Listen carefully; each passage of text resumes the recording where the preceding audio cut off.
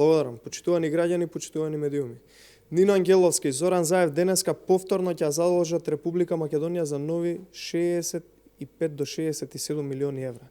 4 месеци, како е министер Нина Ангеловска, има 5 задолжувања во вредност од над 270 милиони евра и нема ниту еден капитален проект кој што може да се види со голо око. Психолошката граница од над 50% задолжување е одамна помината и граѓаните и државата секојдневно живеат во неизвестност. Најкрупниот проект на новата министерка е враќањето на рамниот данок по примерот на ВМРО ДПМН.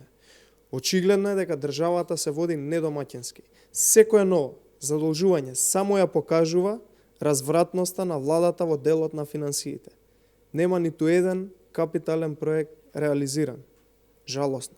Реализацијата на капиталните инвестиции и сумата на странски инвестиции директни влезени во Република Македонија во моментов се историски најниски. Заклучно со септември, капиталните инвестиции изнесуваат 37,6%. Значи во 3 од 4 квартали не е постигнато ниту 40% од планираната реализација на капиталните инвестиции, тоа планирана со ребаланс на буџет.